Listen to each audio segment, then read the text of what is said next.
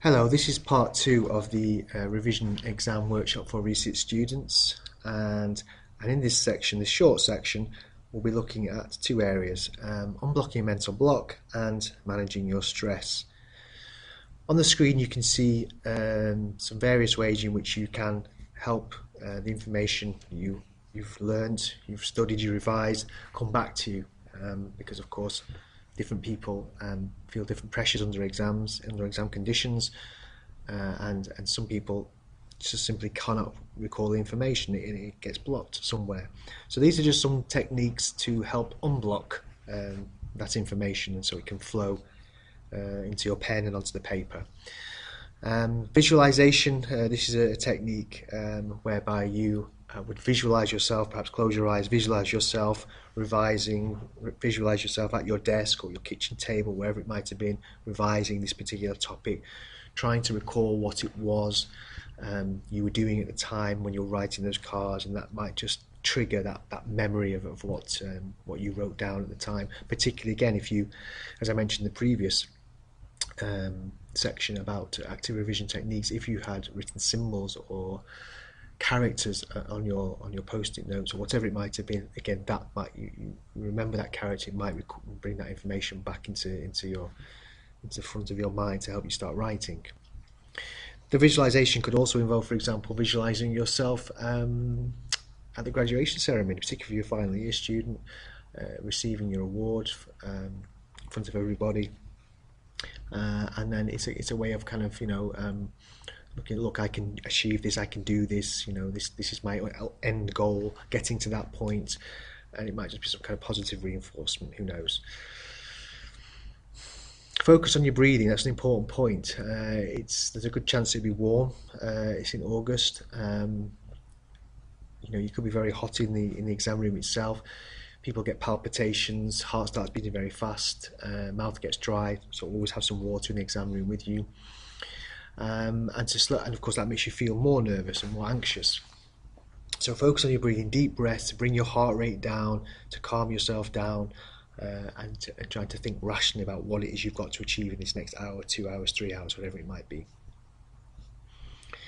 You could always take the first question you feel most comfortable with. Just pick any question that you can handle very easily and start with that one. Get the creative juices flowing, spend an hour, whatever it might be, writing a good answer, getting your brain functioning, working as you would like it to be. And if none of those work, before you start the answer of the question you've chose, you could always write down the 5 or 6 question words. I've written 5 there: who, what, why, when, how, and use them as prompts for your answer. Who was involved? What did they do? What happened? Why did it happen? What were the consequences of this? When and how?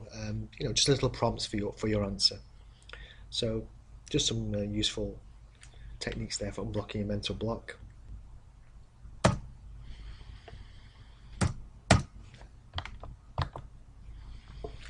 And in terms of managing stress, again, a big contributing factor to poor exam performance, I would say, apart from obviously not revising itself, but if you have revised and you think you're fully prepared, the stress can suddenly come from nowhere and bite you hard, and you don't really know how to handle it, because it can affect your performance. So these are just some various ways I would suggest that you could help to deal with the stress. I'll just list them all here, I'll bring them all up. Of course, sleeping properly, I think one of the biggest stresses for most people anywhere in the world, whether you've got exams or not, is not sleeping very well. So try and sleep well, certainly before the exams, the night before the exam. So having a good cup of strong coffee at 10 o'clock at night when you've got to be up at 7 o'clock the next morning for an exam probably isn't the best idea. That kind of thing you want to be thinking about. Eating, of course, if you have a 10 o'clock, 11 o'clock, 9 o'clock exam in the morning, make sure you have some breakfast, because obviously hunger can distract you, make your tummy rumble, and can affect your concentration levels as well. Being organised, very important. We're going to look at time management and organisational skills in the next part of this podcast, but it's very important to be organised, to manage your time carefully, to be satisfied with what you've achieved or what you've attempted to achieve with your revision, and that can take the stress out of most situations. No one's suggesting you should be rising 8, 9, 10 hours straight. Obviously revise hard, yes, work hard for your revision, but take regular breaks. You'll know yourself, your body will tell you, your memory will tell you, your head will tell you when you're ready for a break. As soon as that moment comes where you start reading and everything's blurring into everything else, and you're just losing concentration, you're starting to think about what you might do at the weekend, that's probably a time to take a break. So do that. And if it's a nice day outside, go and get some fresh air. You don't have to just sit there on your phone or Facebook, whatever it might be. Go outside, get some fresh air, and then come back to your revision after a good break. Relaxation techniques, of course, if you like yoga, meditating, praying, anything at all that's going to work for you, keep doing that. That will certainly help. Exercise you may put into that band of relaxation techniques if you're somebody who likes exercise. Obviously continue doing that. If you're somebody who doesn't regularly exercise, maybe this is a good time to take it up. Swimming, running, going to a gym, for example, whatever it might be. Walking, can release endorphins, can make you feel more positive. That's been proven. So perhaps a bout of exercise could be just what you need. Talking to people, whether it's family, friends, classmates, anybody really, even the dog.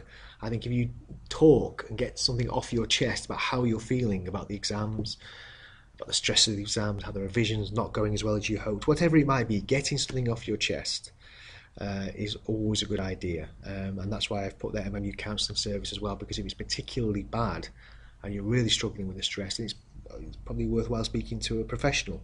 And MMU has a good counselling service here based in the business school and hub, and they'll be working over the summer. But if it isn't that bad, just talk to somebody close to you and let them know how it's affecting you, and hopefully that will make you feel a lot better. That's the end of this part 2 of this exam revision workshop. Part 3 to follow.